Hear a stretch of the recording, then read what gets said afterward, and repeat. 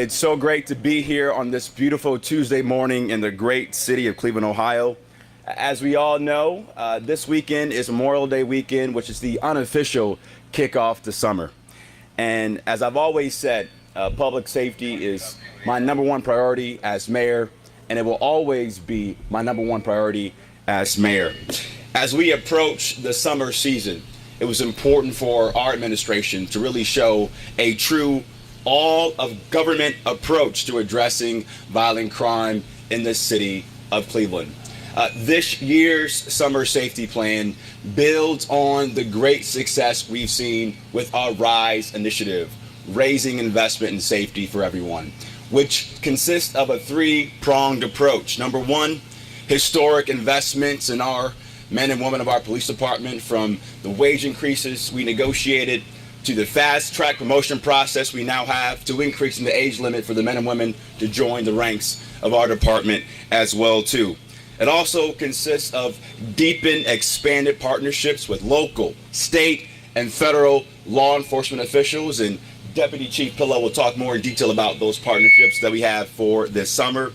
It also consists of investments and expansion of technology, from the work we did to expand ShotSpotter across all 5 police districts, to the work we're doing in June to launch the first ever Crime Gun Intelligence Center, to the work we've done with residents and small business owners to increase the number of cameras registered in our smart camera sharing system into our real-time crime center. All of these investments go a long way to reducing crime on our streets, and the results speak for themselves. As you know, we've seen a nearly 50% reduction in homicides over the spring season, and we hope we can continue that progress as we prepare for the summer. And what's unique about this year's summer safety plan is we recognize that every department across the city of Cleveland has a role to play in reducing violent crime, to making sure we beef up code enforcement in our targeted hotspots, to making sure we work with the Department of Aging with seniors in our hotspots, to making sure that we also work with Public Works to fix illegal dumping sites and fix potholes in our targeted hotspots. All of that shows the residents of Cleveland that we want to make sure we protect them and keep our city as safe as possible this summer. So now I'll kick it off to Director Drummond to talk about more details about our plan. Director? Thank you, Mayor. Good morning, everyone. Good morning. You know what's different about this particular press conference and versus many we've done in the past, and I say it all the time about my experience here is, within the city of Cleveland, 35 years as a career police officer, and now moving on through the ranks and interim safety director. What's different about this is all the people behind me. That's really significant. Normally when we have these type of press conferences, it's generally the mayor, safety director, chief of police, and maybe a few others, and maybe our partners and so forth. But look behind me. That's important. The mayor said a whole of government, all of government. That's exactly what we're doing. From every department, every division is behind me. That's extremely important to understand. All of government approach to a crime prevention. How did this all start? It started by analyzing our crime trends over the last 3 summers to see primarily Part 1 crimes. We're talking about homicides, robberies, false assaults, and we analyzed those within the last 3 years. And we identified several hotspots, and we're going to concentrate on those 7 hotspots. But although we're going to concentrate our efforts, all of our efforts, everyone behind me, every department behind us in those particular hotspots, we're going to hit every other area in the city of Cleveland as well. The Division of Police doesn't have the heavy lift by itself. And I think historically, the Division of Police had the heavy lift. Again, this is an all-of-government approach. To my left, I have Deputy Chief Ali Pillow. He's going to get into more specifics for we call the heat wave. It's the plan from the Division of Police. But also to my right, next to the mayor, we have the Division of Fire. We have the EMS here as well, who's going to play a very important role in the crime prevention that we have in those particular hotspots. We have not only those particular divisions, we also have animal care and control. They're going to play a part in it. Every single division, every single department takes ownership in preventing crime. Equally important is our citizens. Our citizens play a major, major role in the reduction of crime in our communities. If they see something, say something. We say it all the time. See something, say something. Report it, and you can do it confidentially. We're going to keep that information confidential, but we're going to work with you and work with the community to reduce the crime that we've been experiencing. We have the Department of Aging here, Public Works, the Health Department, and I can go on and go on and go on. And one might say, why are they important? Because they are. They provide services to our community members in those hotspot areas and also outside of those hotspot areas. Again, this is an all of government, whole of government approach to crime prevention. And I believe through those efforts, we'll see, I believe, and I hope, as the mayor said, that we'll see a downward trend in those violent crimes. Again, we have to put things in perspective and make sure we put things in perspective. It's just not a police issue. It's an all of government issue. And that's why we're coming here together as a unified front, all of government, to express to the general public our efforts in bringing down violent crime and crime in general. I'm going to turn it over to Deputy Chief Ali Pillow, who's going to get into more of the specific concentration that his staff and Division of Police, as well as our partners, will be doing in those particular areas, and just not those areas identified, but also all of the city of Cleveland. Thanks. Thank you, Director. Thank you, Mayor. Good morning, everyone. My name is Ali Pillow. I want to speak to you about the law enforcement aspect of this summer's initiative. We've titled it Operation Heat Wave. It is going to run it's been running from May 1st through August 31st. It is an ongoing, evolving project from law enforcement. We will adapt to whatever crimes trends we see occurring over those few months. What it's going to comprise of is, of course, heavy traffic enforcement. We're working with our traffic unit as well as our partners at Ohio State Highway Patrol to increase our traffic enforcement. It is something that the residents have asked for quite some time. Council has asked for it, and some of the crime trends that we see revolve around traffic enforcement. So we're going to be picking that up. It will consist of at least one, possibly two warrant sweeps this summer. The warrant sweeps are usually 1 day of effective enforcement with identifying individuals that our district detectives have identified as committing crimes. But I want the people to know, not just that 1 day. Our partners, the Northern Ohio Violent Fugitive Task Force, which is comprised of Cleveland police officers and officers from around the surrounding suburbs, are working every day to identify and pick these individuals up. We've had some great success with that. Every day individuals are being picked up who've been identified as having committed crimes. But there will be a warrant sweep. Focused patrol, directed patrols. We have identified hotspots, we've identified trends, and we've also listened to the residents in the community who've talked about areas and locations where they're experiencing crime or quality of life issues. What we've done is we've kind of gone back to something we did before. We used to have a fast response car. We have taken a car with our 12-hour shifts and dedicated that car for 6 to 8 hours to only focus on code 1s and 2s, and other than that to be free to follow up on quality of life issues, do traffic enforcement. There'll be one on the early part of their 12-hour shift and one during the second part of their 12-hour shifts. The other part I want to mention is the 12-hour shifts. This is the first summer we've had the 12-hour shifts. It's given our folks a break, some reprieve, and we'll see how that is going to impact our response as well. Our violent crime reduction details. We will be running violent crime reduction details at least 5 to 6 times a month. 2 of those per month will involve our partners with Ohio State Highway Patrol. The others will be our district detectives, our vice units, our community engagement units, and some of our other law enforcement partners. We'll be running those between 5 to 6 times a month. Different areas, we'll get feedback from our district commanders, who'll get feedback from the residents, as well as what the intelligence takes us to, where those crimes are happening. And we'll be deploying resources with a specific target area to what those crimes are in that neighborhood. If it's auto theft, if it is drug sales, if it is violent crimes or shootings, those violent crime details will be directed towards whatever those problems are. Again, intelligence and data-led policing to stop those issues. After these enforcement actions, what's really important is that after we do all these enforcement actions, we will send our community engagement officers back into those neighborhoods. Our community engagement officers, our community relations officers, to either explain to the residents, hey, what we did, and to get feedback from the residents. Is this working for you? Did this impact anything? What is your feedback? So we can take that and add that to the intelligence that we're gathering to be able to police with the community. It's very important that communication is a two-way street. We're telling people what we want to do, but we need to get the feedback with what is happening. What do you see happening with the resource that we're deploying in your neighborhoods? Our partnerships. These are not new partnerships. I've partnered with all of these agencies since over the 30 years that I've been here, but those partnerships continue.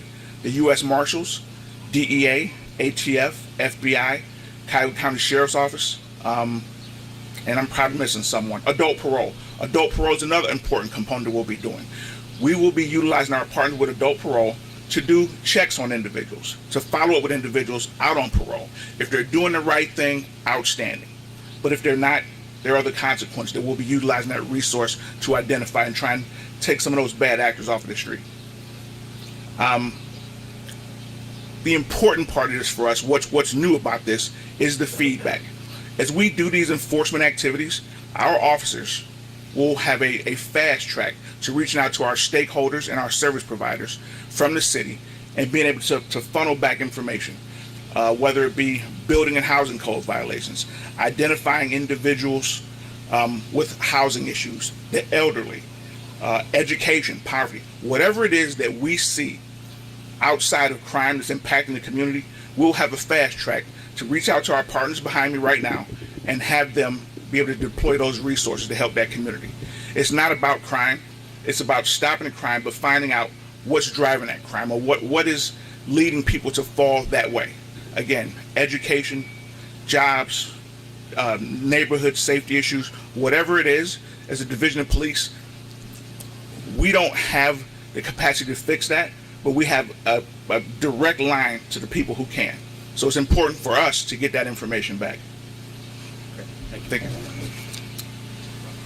So, as you've heard this morning, this truly is an all-of-government approach to address and curb violent crime in our city. In addition to the initiatives we outlined, we're also, in the next couple of weeks, we'll be deploying another $1 million from our Neighborhood Safety Fund to invest in youth diversion programs, as well as to ensure that we're investing in high-quality out-of-school time programs for young people to be productive this summer as well, too. So with that being said, we'll take a few questions. Yes? The downtown safety unit that the sheriff's office has been doing, that's helped a lot Yes. downtown. Yes. Yes. It's the city, the county council has kind of, brought us to the point where, well, the city should be paying part of this. Is there any plan for the city to maybe pay for part of that? Or Well, as I've discussed with the county executive and the county sheriff, everyone recognizes that a thriving Cleveland makes a thriving region. And I've got commitments from both the county executive and the county sheriff to support law enforcement on all things downtown safety, as well as other violent crime happening across the city as well, too. will the city help pay for some of that? As I said before, the county executive and the county sheriff have committed to supporting Cleveland on all law enforcement efforts. Mayor, I have another question. Why did you hire Philip McHugh, your college roommate, for a senior safety position, even with a civil rights lawsuit in his background? And then additionally, Yes. why didn't you stand up for him publicly after Yeah. it became a firestorm? Well, as I've said in my statement, I've always been focused on bringing best-in-class talent to the city of Cleveland. Unfortunately, Mr. McHugh's background became a distraction for folks in the community. We listened, and now we're moving forward, and today's an example of how we're moving forward to keep Clevelanders safe. Next question, Matt. How does that stand with its numbers of officers? How does that I'll talk about that. Good question. We're talking about the summer safety plan, but that includes our plan to increase our numbers in the Division of Police. We do have a class in right now. There's 46 cadets. We have a very robust recruitment plan in place through our Civil Service Division as well as our recruitment unit. to identify individuals, qualified individuals, for a class that we're going to start in August, coupled with a class that we plan to start also at the end of the year. So again, what those numbers are, we're not quite sure, but that is part of our safety plan continually to make sure that we have qualified individuals and that we do have a robust recruitment plan in place. Wayne, you mentioned there were several hot spots that you all are going to be focusing on. What are they, and how are you going to focus on them? Hey Tracy, how are you? We identified hotspots, and again, traditionally, again, from my 35 years in the city of Cleveland, the hotspots are pretty consistent. They really are. You look up on a heat map, and we do have heat density maps and so forth, and I can tell you from my 35 years on the job, they're pretty consistent. They're pretty consistent. But we still concentrated our efforts for the last 3 years for the summer months. And based on that, again, we identified these areas, these hotspots, which we're not going to get into specifics here. Tracy, I'm sorry that I can't answer that specifically. We're not going to get into specifics, but we did identify those areas. They're consistent, and we're going to concentrate our efforts, all of government approach, not just police. Police is extremely important, but so is every other division and department, to concentrate in those areas, provide the level of service that those residents in those areas really deserve. Great.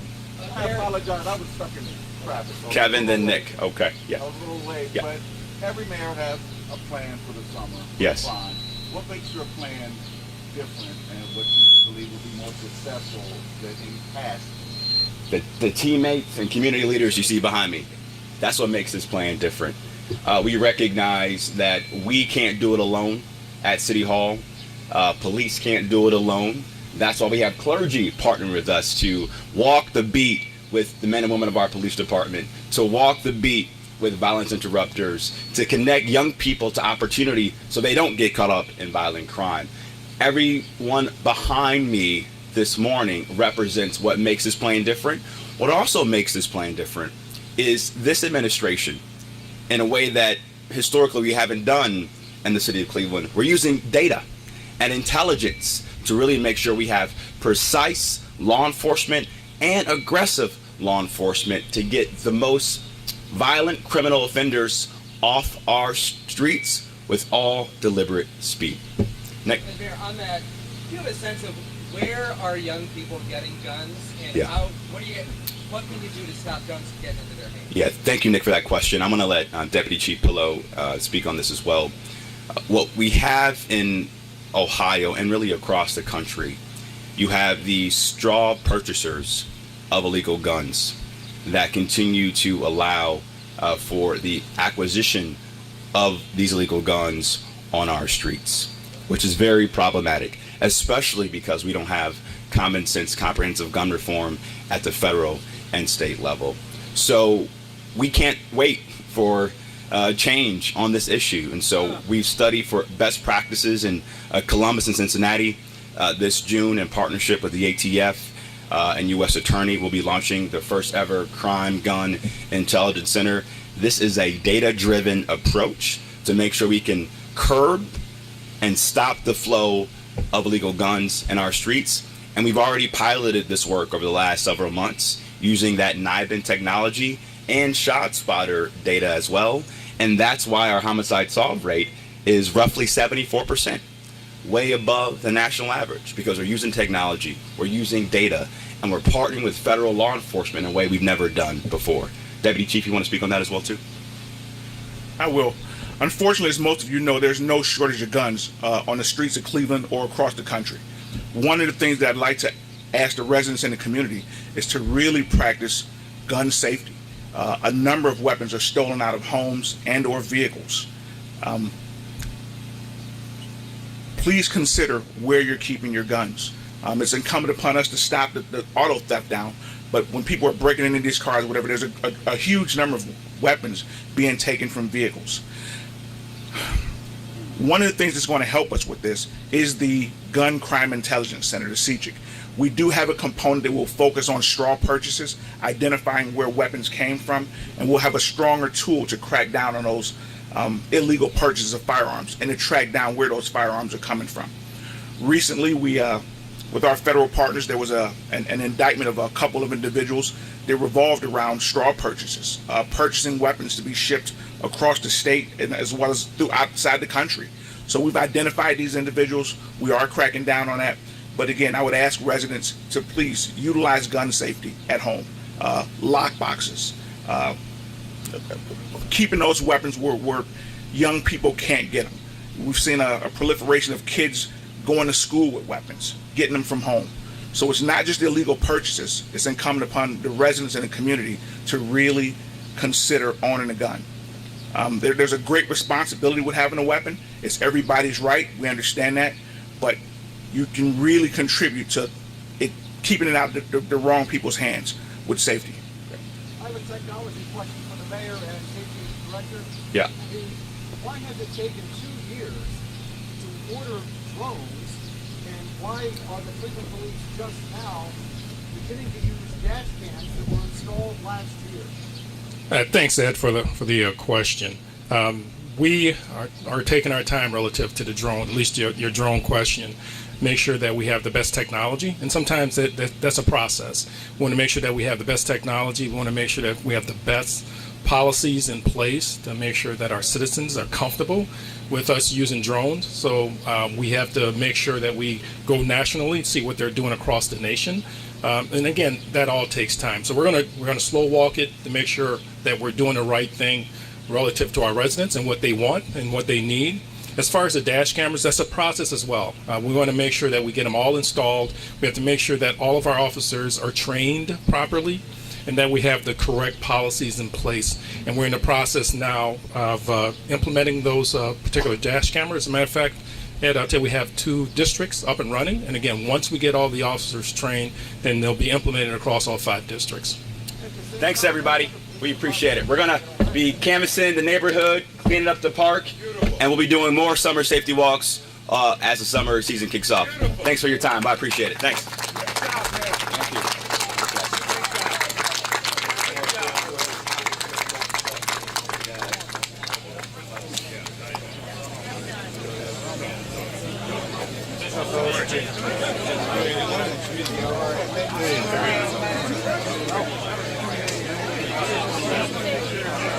I know. Good to see you, Bill.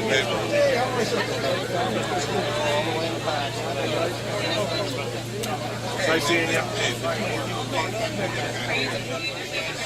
Got what?